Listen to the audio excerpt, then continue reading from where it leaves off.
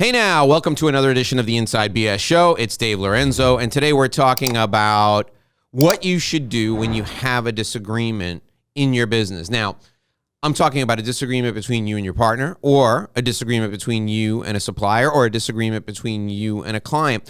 So often I see really smart, typically level-headed business people just go absolutely berserk when it comes to some sort of a dispute. And you know, as much as I tell you this is not necessary, I wanted to go out and bring in an expert on these situations so that you can hear firsthand how really terrible it is if you want to get into a knockdown, drag-out brawl, because that could be expensive, it could be time-consuming, and it could derail your business. But don't believe me.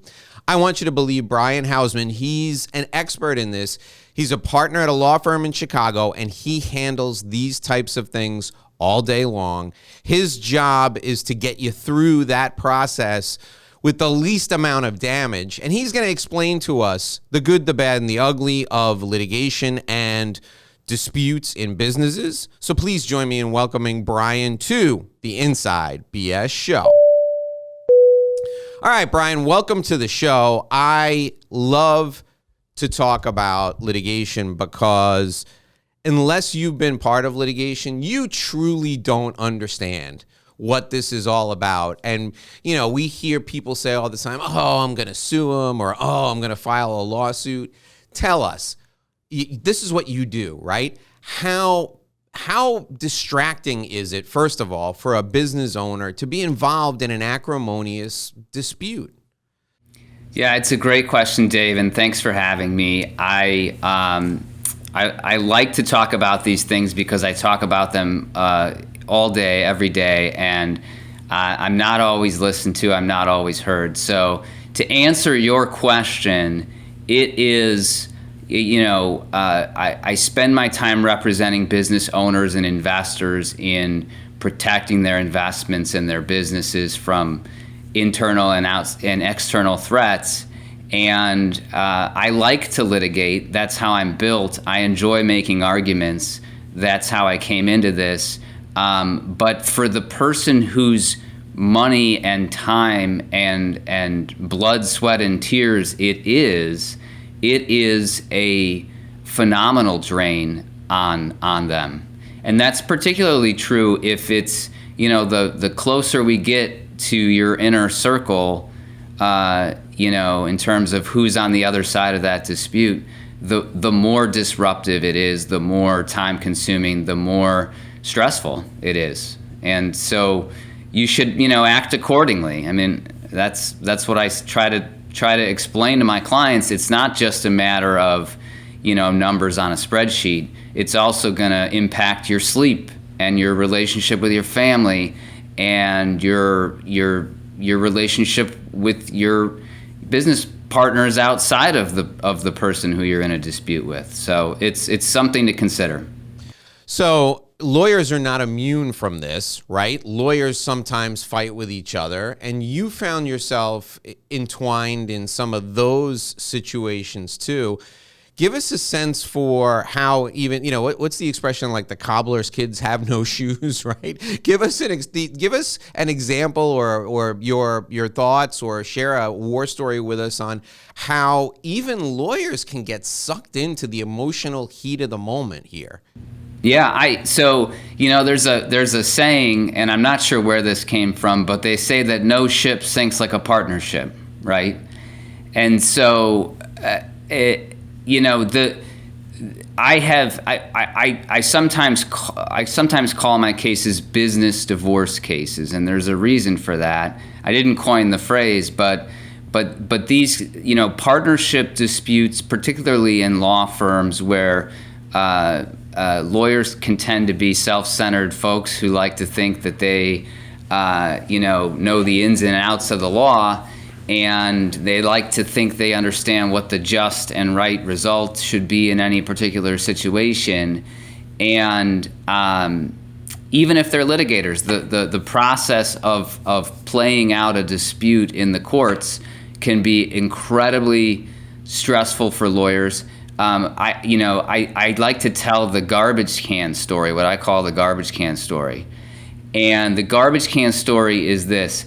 I once represented a partner in a law firm partnership that was breaking up after many years, decades, in fact, of a two-man partnership, effectively. And the dispute was over millions and millions of dollars in receivables for the firm and client relationships, things that really mattered for both partners and their families. And when one of the partners left, it happened to be the partner on the other side, he took with him, in addition to some things that really mattered, like client files, he took the waste baskets, from the office. And on Monday morning, when my client came to the office, he found himself without anywhere to put his trash. And we almost got to trial in that case, and it took me a long time to convince my client that we weren't going to spend any time at trial talking about how the waste baskets had been stolen, because it didn't matter in the scheme of things. But to him, having to go out, it was something that was a personal insult. It impacted him, and I have 100 other stories that are similar to that, but perhaps that's the most stark example I can think of how just how up in your head people get when they get into a dispute like that. I regularly think about stuff like that, and I say to myself, the time and the energy put into just harboring that resentment and anger it's just such an unproductive emotion. I understand getting wrapped up in it, but the 15-minute walk to Target to pick up another garbage can would probably be the time I would spend cooling off, and I'd be, I just like that. I understand how people can get triggered, and I've been there. I've been to a kid's basketball game, and I've gotten upset with the ref, right? So I understand how people can get triggered, but it's just it makes me incredulous that people who make great decisions in every other aspect of business will get all twisted up like a pretzel over something in that's so simple that if it was a negotiation with a vendor or to buy or sell a business unit or something, they'd be like, let them have the garbage can. We'll just go on our way and be fine. But because of the acrimony of the situation, things get all tangled. What do you do as their counsel to kind of diffuse that? Like, how do you, I mean, of course, in the moment, you can't say anything. You just let them go nuts about the garbage can. But at some point, you got to pull them aside and go, hey, listen, we're not going to do this over. The judge is going to, first of all, the judge is going to laugh me out of here for allowing you to make this an issue. But second of all, this is your reputation you're putting on the line over a trash can. Yeah, I think you have to build a rapport and you have to have trust with your client, and you have to, as best you can, and it's never going to be perfect in a circumstance like that, but as best you can, you have to focus them on, on looking at and focusing on the things that matter, number one, because not only should that be where they're focusing their efforts anyway for their own benefit, but it will be the most persuasive. And number two, to look at this as best they can, again, through the lens of cost benefit. There are some things that are worth fighting over, and if we have a bet the company case, there's a reason to turn over every stone. There's a reason to go to war sometimes. And, there's no more fun for a trial lawyer than having that case. But not every case ought to be a bet the company or bet your financial future type of case. And so I think the way to counter the garbage can phenomenon is to is to try to help your client to get to the point where he can say, or she can say, or they can say, their business can say, here's what really matters to us, and here's what we ought to be looking to achieve. I joke also that I had a law firm partner at a prior firm who once said to me, "Do you know what the most expensive words in the English language are?" And I said, "No." And he said, "It's a matter of principle." I think oftentimes clients come into these type of business divorce cases with the mindset that I'm here to vindicate my principles, and that's great by me. It's going to be very costly to do that, and I often think that I'm against my better judgment. Perhaps if you were to talk to my partners, I think which is not true. I'm just making a joke there, but I'm able to advise 90% of the clients that I'm able to help them to see that it's actually not a matter of principle. It's actually a matter of making sure that they protect their interests, but in a way that achieves a reasonable business objective in the end. So I want to ask you about something very specific, and I know you a little bit. We've had a few conversations, and you seem to me to be the scariest type of lawyer because you seem like a nice guy, and that is the worst type of litigator, in my opinion, to go up against, because I think people probably will meet you and they'll sit across the table from you in a mediation and they'll let their guard down, and then you just kill them. So tell me a little bit about your strategy when I'm going to give you two different types of clients. First, let's take the client that you really, really like, right? And how do you separate the emotion from you like this client and maybe they don't have the greatest case in the world. How do you separate those two things so you don't get all sucked into the client's bad decision-making or the bad fact pattern or the fact that the law is against them? Like, how do you control yourself when somebody you really like is probably going to get their head handed to them in a case? That's a great question. I don't think anyone's ever asked me that question, Dave, and it shows that you understand the mindset of the lawyer, and you understand that someone like me loves nothing more than being an advocate, whether the client's position is a good one or not. I do develop personal relationships with my clients. They trust me. I usually like them. I prefer to work with people I like. And you're right. There is often a moment in time where I sometimes have to catch myself and say, wait a second, am I, even in private, am I being an advocate now, or am I being an objective evaluator of the situation so that I can give the best advice? I think that the short answer is I try to involve my phenomenal bench of colleagues to check me and make sure that more than one set of eyes runs across something before we file it, or more than one voice is heard before I stand up in court. But that is a great question, and that's part of the fun, frankly, of being a lawyer, is that it's somebody who's going to stand next to you, and they're going to advocate for you no matter what. And I think lawyers get a bad rap sometimes, but there's a song lyric that I like by a guy named John Moreland, and he talks about not giving I forget the exact lyric, but it's don't give yourself away to settle someone else's score, right? And that's great advice, but that's what lawyers do every day, right? We kind of give a piece of ourselves away to help someone else. And so you're right. That is a tough part of the job, frankly. It's tougher than the advocacy. And to your point about me being a nice guy, thank you.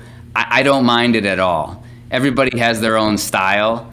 And look, if you're the type of client that thinks that yelling and pounding the table is an effective way to achieve your outcome, then I'm probably not a great fit for you. I'm not going to scream and pound the table. And I think you're right that more often than not, that's completely ineffective anyway. Yeah, and I think you can. I think you the worst competitor, whether it's in sports or in a litigation matter or even in a business negotiation, the worst person to be up against is somebody you totally underestimate or somebody whose skills you don't see coming. And I've always counseled people. In fact, I have a 13-year-old kid who's a competitive athlete, and I tell him all the time, you want to go in there. I show him, I show him videos of like Mike Tyson before he became huge, when he was just, like a big star. But when he would just walk into the ring, no robe, no socks on, just boxing shoes. The fight would last 15 seconds. Nobody saw it coming. That's what you want to be, in my opinion. You don't want to be the braggadocious guy. You don't want to be the guy that pulls up in the Rolls Royce and has somebody carrying his briefcase, I worked with a client who unfortunately is no longer with us, who was a fantastic litigator at a huge firm, and he said to me, "Look, he's like, the cases that I know we're going to lose, we try to settle." He's like, I've had 2 trial losses in my entire career, and he was in his late 60s when he said this to me. And he said, those 2 trial losses I had were the cases where I probably billed the most money ever. He's like, but because the client was stubborn, the client was thick, they wouldn't take our advice, and we went to the mat. We told them the whole time that we thought this was a losing case. We did everything we could. We tried to settle courthouse steps while the court was considering the verdict. He's like, the client was intractable, and those are the cases that we wind up losing. So, Brian, what do you do when you get, especially when you're as emotionally invested as you get in cases, what do you do when you get a client, like, you don't like them? They're not getting what's going on here. They don't see the way things are going. Because in my opinion, I haven't seen as many cases as you have, but it's not like on TV where the jury comes back and it's a surprise, or the court comes back, the judge comes back, and you're shocked by what happened. You pretty much know what's going on. And if it's going bad, you do everything you can to get out of this before you get your head handed to you. What do you do when you got a knucklehead that just won't listen? I mean, I think that you do the best you can, right? You give them the best advice you can. You make sure it's as clear as it can be, and you make sure it's in writing. I like all my clients, certainly right now, but I understand what you're saying. There are those clients that won't take good advice, and I've had those cases in the past. And you make the best, you put your best foot forward, and you make your best argument. And at the end of the day, I sleep. If the result that I expected and I advised was likely comes, then I sleep very soundly at night, knowing that I made good recommendations and the client made their decision. There is something to be said for having your day in court, and I think one of the failings of our system is that so few cases go to trial, and that trial for most clients is the only place where they get to actually tell their story and have somebody evaluate it and hear them. For some business disputes, that's not a critical thing. For a partnership breakup case, I can tell you it is. And oftentimes I counsel my clients to move away from courts and into arbitrations and other forums where we can kind of ensure that they're going to be able to, at a minimum, to tell their story and have somebody evaluate it. All right, so I want to get into now talking about prevention. Like, what's some advice that you would give to folks to prevent these disputes from getting out of hand, to prevent from going down this path in the first place? Before we do that, I need to tell the folks that today's show and all of our shows are sponsored by Sandrowski Corporate Advisors. Since 1983, Sandrowski Corporate Advisors has provided expert client service to a client base all over the United States, from their offices in Bloomfield Hills, Michigan, as well as their offices in Chicago. Now, when should you get Sandrowski involved with your business? Well, the first time to get them involved with your business would be when you're setting up your business. So you structure it appropriately and you set it up so that if you decide to have an exit event, maybe a partner moves on or maybe you want to move on, you get you have the best possible outcome from a tax perspective. Now, if you didn't bring Sandrowski Corporate Advisors in when you set up your business, that's okay.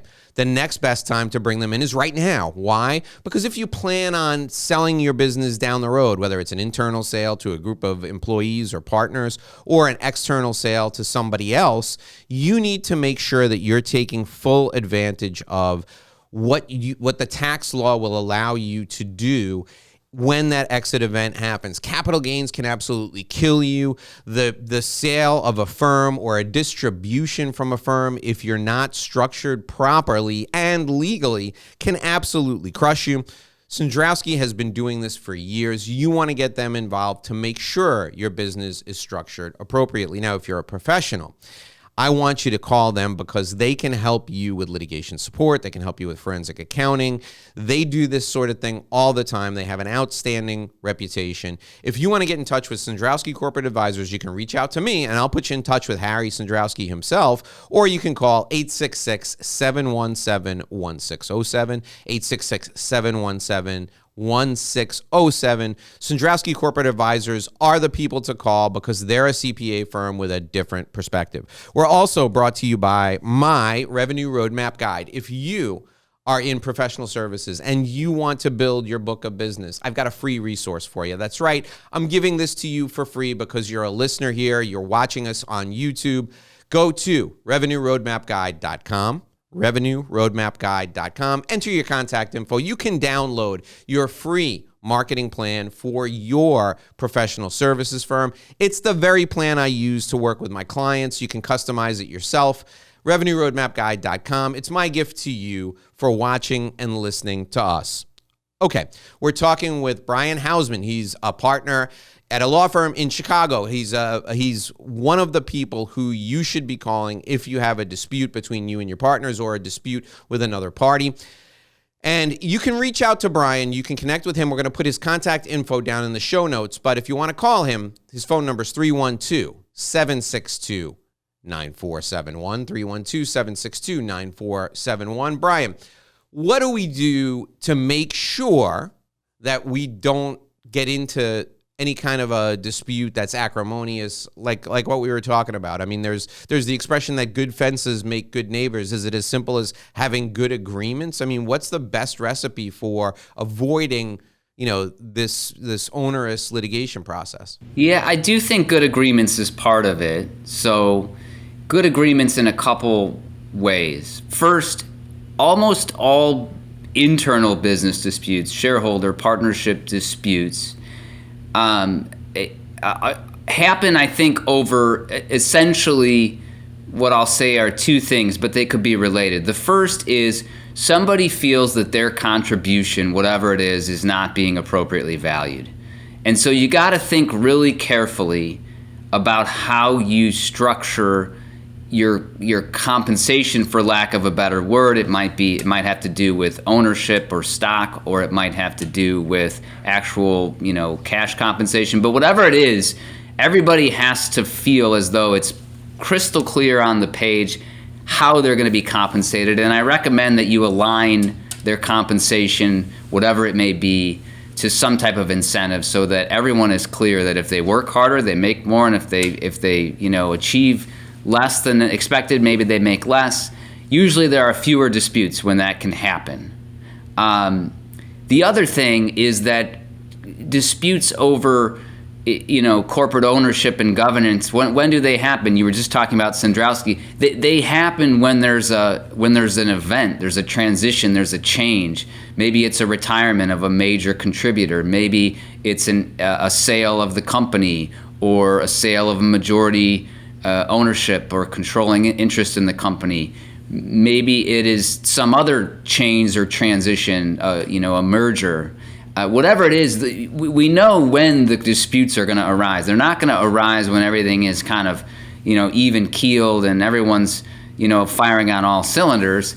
They arise when somebody's not holding up their end of the bargain, or when there's a transition or a change within a business. And so we can kind of predict when those are going to be, and we can try to work on that on the front end from an agreement standpoint. The other thing I would say is there has to be a good dispute resolution process, and that process, people are not creative. transactional lawyers, God bless them. They're a source of a lot of income for me, and I'm good friends with many of the best transactional attorneys out there. But a lot of the agreements that we see are cookie cutter when it comes to how we're going to resolve disputes. Many are just as simple as, hey, we're going to go to court in Illinois, let's say, and that might be the right choice, but there's a lot of other options out there that a lot of business professionals are not aware of. And sometimes in the simplest of disputes, I'll tell you, you have the two-person partnership. Sometimes the best dispute resolution procedure is to say, hey, we both know and like Dave Lorenzo. He has no interest in our business or in the outcome of our dispute. We want him to help us resolve. We both trust him. We both like him. We want him to help us resolve our disputes. And oftentimes, that's the most effective thing. They're not going to pay Dave, a retired judge, $500 an hour to come up with a solution. Maybe they're gonna hire you. And I don't know. There's a lot that can be said about that, but thinking about how you are going to resolve disputes when they arise is a big thing. And then the final thing is sometimes they can't be resolved and without some help. And kind of this will sound this will sound simple or overly simplistic, but you got to get the lawyers involved early, right? And oftentimes what can be a small dispute and can be resolved reasonably for a reasonable amount of money becomes a very large dispute if we wait. If the answer when I ask the question, well, how long has this been going on, is, well, for 3 years my partner has been embezzling funds and funneling it to another business, that's now become a very big problem. And maybe you just learned about it, but maybe it started as something much, much smaller, and it could have been handled earlier in the process. So those are some of the things that I think about when people come to me, and oftentimes I only get to see this after the fact, after there's we're already at war, and I usually then get retained by when my entrepreneur moves to their next venture. They will often come to me and say, hey, that was terrible. How do we prevent that from ever happening again? Everyone has the best of intentions when things are being formed, right? Yeah. I often joke with those M&A lawyers, right? Like a lot of times a good outcome for me, I know I've done my job, but nobody's happy, right? Unless I won at trial, which is so rare for business litigators. People aren't no one's particularly thrilled with the outcome, and that lets me know I've done a good job. I'm not out having steak dinners with the M&A people and trading fancy pens, right, about how we've just created this great deal. Anyway, I'm getting off track. But no, so you raise a point. Actually, it's like you've been a part of my past. So I had I still have a very good client.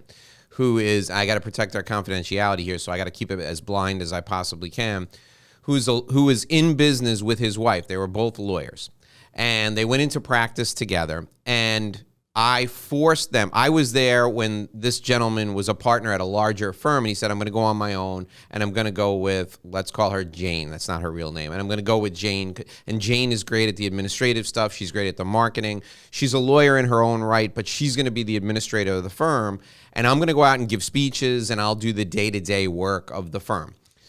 And everything's humming along, and they're doing fantastic. I mean, they've tripled their family income when they go out on their own, but their marriage falls apart.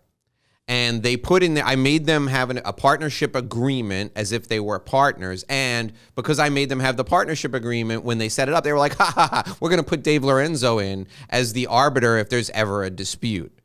Brian, it was the worst job I ever had in my life, because, it wasn't that what was fair, what wasn't clear. Everything was it was crystal clear. It was crystal clear. But turning to the one person and saying, when it comes to these things, you're lazy, and if it wasn't for her, you would never be half of the success you are now, because she's propping you up in these areas, and then turning to her and going, the only reason there's any work here is because of him, And here's what's fair, and neither one of them were happy with the resolution, but at the end of the day, they both were good enough lawyers to know that that's the art of a true compromise. But I will tell you, anyone listening, if you want to name Dave Lorenzo as the arbiter, I'm not accepting that ever again. Because I like both of these my people. Hypothetical example. It was hypothetical. I liked both of these people, and it was just gut wrenching. I mean, it was because to be fair, the sum of the parts was never going to be equal to the whole that they created together. Now, they've each gone their separate ways. They're both successful now in their own right, and they both built up to about the same level of income they were at when they were together, but it's taken years to get there. And to keep, and this was really my job in this, was to keep the personal out of the business. So I was like the guardian of the business to keep the business intact while they were beating the hell out of each other in their personal lives. So, I mean, that I think you make a great point. I think that's a fantastic idea because I just charged them the fee that I was going to charge them anyway to do that. And so there was no dispute resolution fee. And they both, I basically sold them on the idea of what it eventually became because they trusted me. So I think that's a fantastic idea. I highly recommend people put that in their partnership agreements. Pick a person you both like and make that person be the arbiter. You could give them a fee for doing it, but that makes but make sure that they're capable and that they're willing and make sure that if they're not, right, if Dave says no thank you on second time around, I see that you wrote this into your agreement, but no thank you, that you have a backup plan for that. But you've kind of hit on something that's so critical, and it goes back to the point I made at the beginning of this segment, which was, you have to align incentives in a way that makes sense for that business. So here you had a classic breakdown. It's not quite the exact breakdown that I often see in law firm disputes, which is rainmaker versus worker bee, because here you had two worker bees. You had the rainmaker was also doing the day-to-day legal work, but you had another person holding up the back office. I hate my No, it was all the follow-up systems. They got all of their business from the follow-up systems that the wife had created, and the insight she brought to that from being a lawyer made it. And one of the things that I convinced her to do was we went out and protected that system, and she now sells that system to other firms, and she makes a substantial amount of money selling that system. Now, technically, if the other partner didn't give up the rights to allow her to do that, he would have had to participate in those profits. So recognizing that value was key. But your point is well taken. The two parts together are what it took to make it work. So having that discussion was critical, and understanding it was essential. Yeah, and I often find that's where people don't define especially when you have a close relationship like that. You have a handshake deal or you have a partnership agreement that just doesn't really address this type of thing. And, it's very hard to prove whether the other person has been slacking off or not when you haven't clearly defined what the objectives are, what their role is, what metrics you're going to use to evaluate whether they're meeting their targets or not. Yeah, and that's another great point. So in this case, and this is the exact example that you're talking about, the husband would go out and give a speech to 300 people, and he'd come back with 150 leads, right? And then the wife had the system for them to follow up on those leads. So without the husband giving the speech, there's nothing coming into the firm. Without the wife following up on the leads, maybe the guy signs up 3 people instead of 70, So, I mean, that's the nature of really good, a really good productive partnership. And in doing the breakup, we had to put together, okay, how is this person, the person who handles the systems, how is she going to end up being made whole? How is she going to make money from this? I had to sell her on how she was going to do that. And then the husband, I had to get him to remember what it was like when he didn't have these systems in place. And I had to have really tough conversations with him and say, remember when I used to go to those speeches with you and you'd get 2 or 3 leads and like 15 or 20 people would give you their business cards and you'd find them in your pocket the next time you wore that suit? Well, do you want to go back to that? And I don't want to go back to that. I can't afford to go. I got kids in college. How can I go back to that? Well, you're going to have to find a way to rebuild what's going to walk out the door here. And you have to understand how valuable that is. So, that's the, and then that really, the final topic I think we should talk about today is explain to people, and many people who are listening, they may have been through this process before, but explain to people what the mediation process is like, and explain why it's so essential to connect with a litigator who's outstanding at the mediation process. Because that's where you're either going to find out what's going on or you could actually resolve the matter. So explain why the mediation process is essential and how to figure out whether your litigator is good at the mediation process. Yeah, so I think that mediation, just for those listening who might not know what it is it's a non-binding process where you get a third party, oftentimes a former judge or an experienced lawyer who's capable of evaluating a case and seeing the what might play out if it were to go to court. And that person helps you as a diplomat for both sides to try to come to a resolution and oftentimes in a way that's more productive and quicker than if your lawyer were simply going back and forth with the other lawyer trading offers and demands. How do we evaluate whether a lawyer is going to be good at the? So most lawyers participate in many mediations and are familiar with the process. What I find with mediations is that lawyers who are good at that process are good at being succinct about what their client's case is about, and they're good at focusing on what matters, right? This brings us full circle to the garbage cans, right? We're not going to talk about it in mediation either. Why?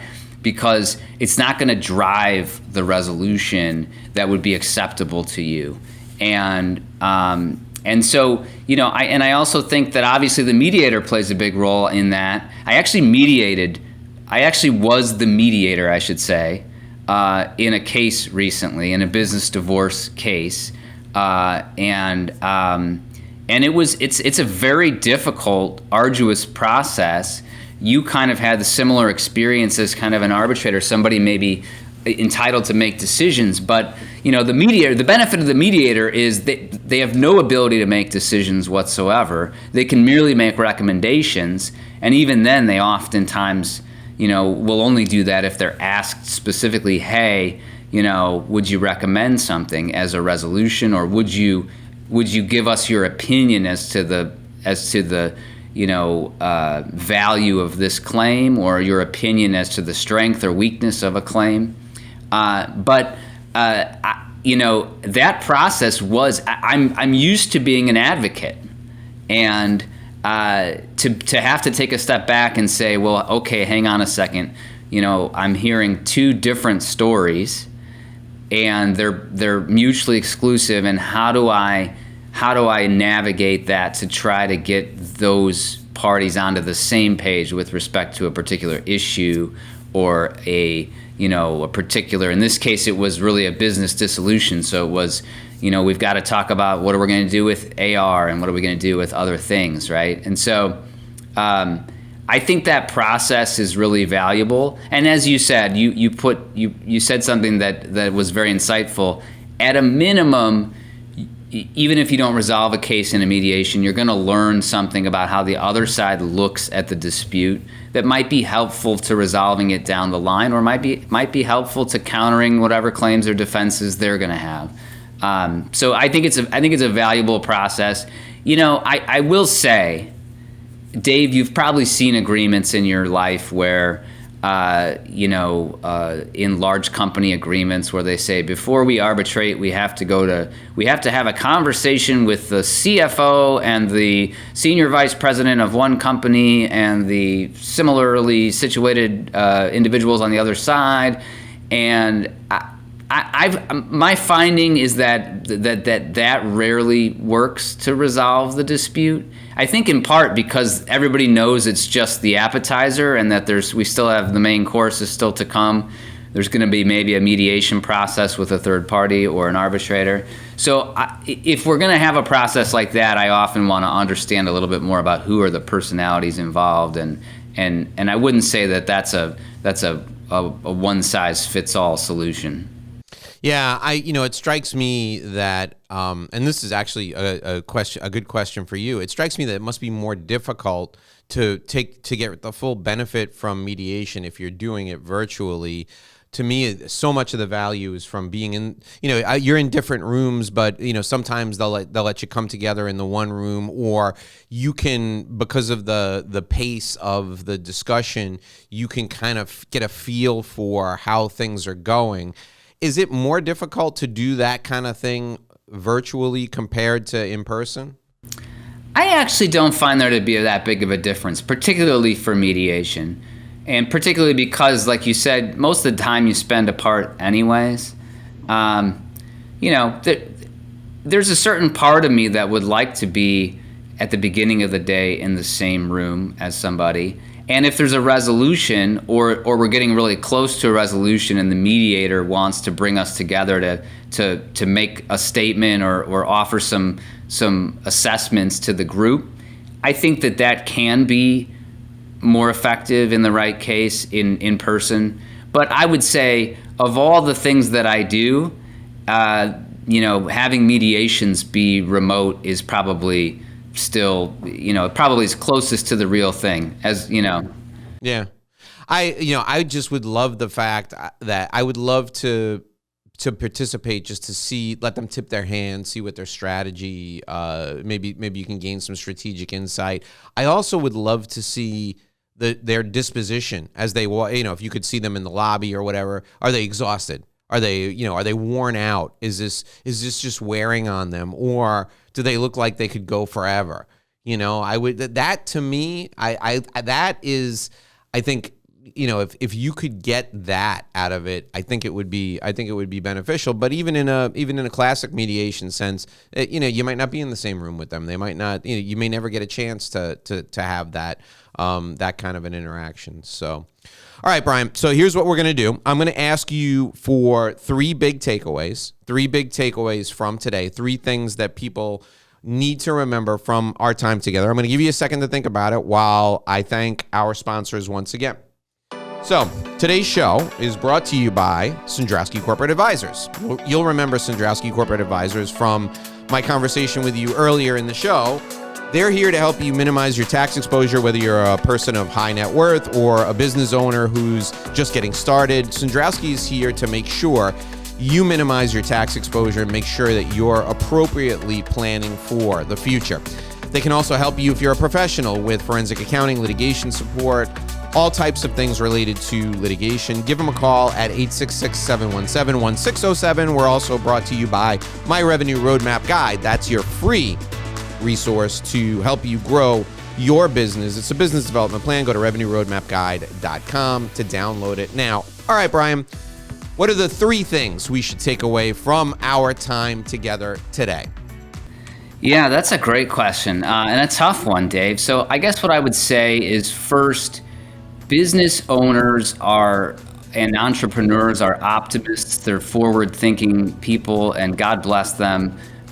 We would lose out on a lot of things if it weren't for them, right? But they don't want to think about what will happen if there's a dispute. How are we going to resolve a fight? They're not expecting one, and they need to. They need to, early and often think about how are we going to resolve a dispute if one arises. And I guess the second thing I would say is business owners need to understand that that probably the best protection against that dispute is going to be to align incentives and to reevaluate those incentives, as things change within their business, and to make sure that the key stakeholders are not just being compensated and incentivized in a way that is reasonable and fair, but that they have buy-in and they agree that it's reasonable and fair. And that requires kind of conversations, and it requires kind of periodic, reevaluation of how we structure the organization and how we work.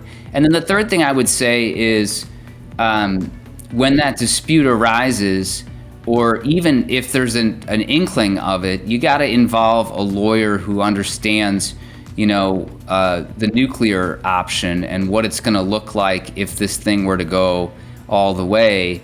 And then hopefully you're still at a point where you haven't crossed the no-go line, right? It's not inevitable that you're going to have to go there.